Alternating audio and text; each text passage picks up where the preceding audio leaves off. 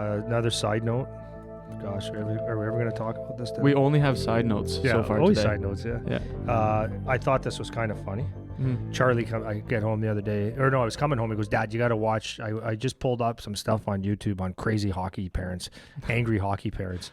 So I said, yeah, I can imagine. So I come home here and we watched about 15 minutes of clips. Hilarious. Look, you can imagine there's 15 minutes of clips of some dad or mom being absolutely nuts.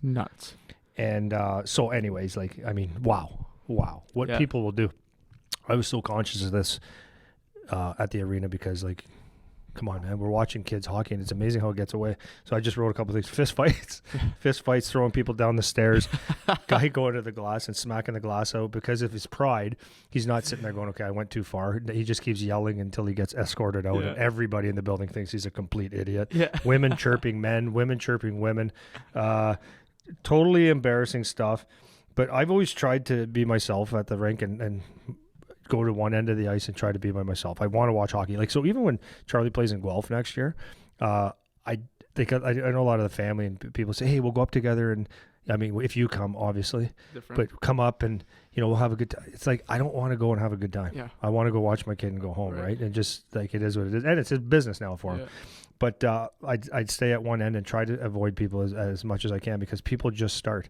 Like, I can't believe people like yell at the ref like, you're an idiot, like they just go nuts on him. It's like, the kid is probably like in youth hockey, you might have an adult, but most of them are 16, 15, 14, and you're calling a kid an idiot. Like, they're hard enough to get. And just losing it on them. And then what was the other one I was thinking about or calling a kid, like, because this is what happened to me, calling a kid an idiot or an asshole or something like that. It's like, don't you see there's other people around? Like what makes you think in any world that would be okay? And then they defend it. So that was the one thing that happened to me the last playoff series that Charlie played, second last playoff series that Charlie played in Major Bantam. I was sitting standing all by myself, and there was this guy that looked like he was good at art.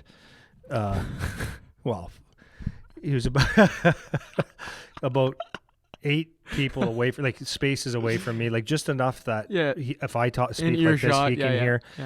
So what happened the night before, they were playing in London, and same team, like back to back? It was a playoff series, right? So this was game 2. Oh, right. Great playoff, game 2 or game 3.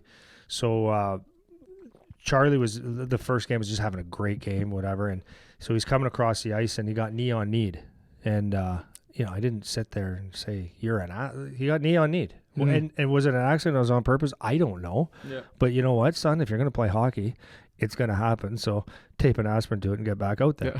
No, honestly, I'm not trying to be tough. No, I know. It is what it is. So, and I got my glasses on. So he was on the bench and he was just hobbling. And Charlie, you know, if he's hurt, he's not. I remember you telling me about this one last year. Yeah. So anyways, he's on the bench, and then he goes to the bench, and the coach goes, Andy, come and see Charlie. So it was partially, can you motivate him to get going? Or, you know, he might be serious. So I went in there, and if you ever watch MMA, there's a nerve in your thigh. And Dr. John verified this. He said that's what it is. You can't step on it. So what happens if you get kicked repeatedly, or you get one good kick in the thigh where it hits that nerve, you can't put any body weight on it. So like in MMA, you'll see guys trying to kick that thing, and you just buckle. There's nothing you can dead do. Leg, Dead leg. Yeah. So that's what happened. So it was painful, and you just couldn't play the rest of the game. So half a game was gone. Okay. So he was like, I can't believe we're not playing this playoff game. The boys won anyways. It was great. Anyhow. And he was, being a decent player, guys were, you know, they take jabs at him, and that's part of the game. I'm not complaining about it. Yeah. So he mucked it out. He was ready for the next day. He just had to ice it and get rid of the swelling and stuff. So that next game, Charlie had a little burr up his ass because, you know, guys were chirping and stuff. So he was coming down, like, so if I'm standing here, he's coming down these boards, and some guy was like chirping him and gave him a shot or whatever. So he turned around and he pitchforked this kid. I mean, I thought he was going to get life. Yeah. Charlie. He pitched, like, he came from back here and pitchforked him. Yeah, just speared him. Like, I think it was in the balls or right around the balls. Yeah. And I was like, ooh, that's going to be a long suspension. And the ref didn't catch it all. If he would have been done for the playoffs for me, like, for sure. So the guy goes down. Anyways, the art instructor. Sorry, guys. See, I get what's like getting fired up. Yeah, this freaking guy with his glasses and his 3 chins and whatever. He yelled. He was what an asshole. Let it go. And then he said it again. What a stupid that. So I said, hey. I said, it's good, man. It's enough. Yeah. So he goes. So then he starts going, and I said, listen, dude, it's enough. Yeah. I said, that's my kid, and you can say whatever you want. It's my kid. He's the nicest kid you're ever going to meet, but say it somewhere else. That's all I'm saying. Is say it somewhere else. And then he was trying to not back down, but back down quietly. I shouldn't have did that. I'm like, just shut up. Yeah. I said, kids, I might just rip your little art head off, paste it on a collage like you were saying. So, but it can get away from you, and that's like I'm totally under control at these games, knowing that people are going to say dumb things, but you can't go around calling kids asshole and not expect someone to punch you in the frickin' melon. Oh yeah, but right? it's insane how crazy it can get. I got like two stories on that.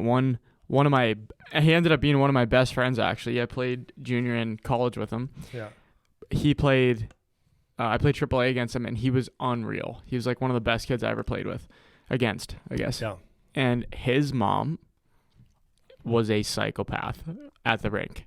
And nicest lady ever. That's she had a little bite to her, like when you talked to her, even just dated like normally. She's very like opinionated, strong personality, like that kind of stuff. But totally nice lady, Hot. Talkative. Yeah, good looking lady. So little bite, fiery. Yeah. And she's hot. But Woo! she at the rink when we were in minor hockey, like 12, 13, 14, like you could hear the whole game from the bench yelling. Amazing. Crazy, getting into fights with other parents, like getting in yelling matches with other parents, like crazy, but never got like anything totally aggressive or anything. Like there was a couple of times where she probably got kicked out, or other people got kicked out because of her or whatever. Yeah. But that was one. The other one, you were talking about the refs and how they're yelling at refs and stuff. Remember last year, 2 years ago now, we had our 3-on-3 tournament, or maybe it was in the summertime, whatever. And we get like these kid refs from like the OMHA like minor hockey association that are like forced. They're 15 and 16. Like that's how old these kids are, and they're reffing like cross ice 3-on-3 for 10-year-olds. Yeah. So to be clear, we're not reffing an official game. It's to make sure that we have some flow, look professional, and so it doesn't get stupid. Yeah, it makes it like a legit 3-on-3 tournament. Like it's not like a cost me money is what it does. Yeah, it does. Yeah. We're paying for it to be more legit. Yeah. Right. So then there's no one like that's gonna argue about penalties and stuff. Like we got a ref out there, kind of thing. Anyways, so the dad on the one team, they're like screaming at this kid, the ref. The kid's like 16 years old. Yeah. Remember I talked to him? Yeah. The kid's like, he's 16 years old and your kid is 10, and they're playing cross ice 3-on-3 for fun. Yeah. It's like, are you actually serious? Yeah. You're a grown adult. Yeah. Like, what is wrong with you? Well, that guy has a problem with everything. Oh, well, but that's just one. Like that happened a bunch of times. Yeah. I had to argue about like a kid got a penalty shot one time. Yeah. And then he scored on his second shot on the penalty shot, and they didn't allow it. And this dad like was freaking out. And I'm like, dude, the kid is 9. It's pretend hockey. It's not even real hockey. Like they're playing a tournament for fun. That's 3-on-3. Like relax. It's supposed to be fun with your friends at Christmas for a day. It's the best day ever. Yeah, it's not for you, Dad, to win a 3-on-3 tournament. Like, well, remember. So what I had to say to that guy that day, I think you were in at earshot of me because he was being an idiot. And this is a great customer service, eh? So I'm not going to say his name, but I said, hey, and so he started. I said, no, come here. I said, if I actually hear one more word on you, I'm going to knock you out in front of all these kids. I'm going to knock you out. And he goes, yeah. I said, you got one more chance.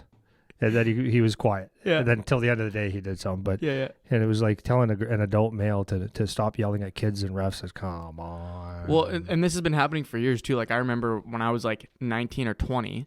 Normally, because I was still working here, I remember like we'll have the refs, but then someone that works for PowerTech kind of floats around just to make sure everything's good. And me, like a 19 or 20-year-old kid, I have to go up to a 47-year-old adult male and say, hey, like maybe you should relax a little. Yeah. I don't know. Like, do I need to tell you that? Yeah. Like these are 8-year-old kids. Yeah. These are 10-year-old kids. These are 12-year-old kids. And that kid that's reffing is 15 and can't drive.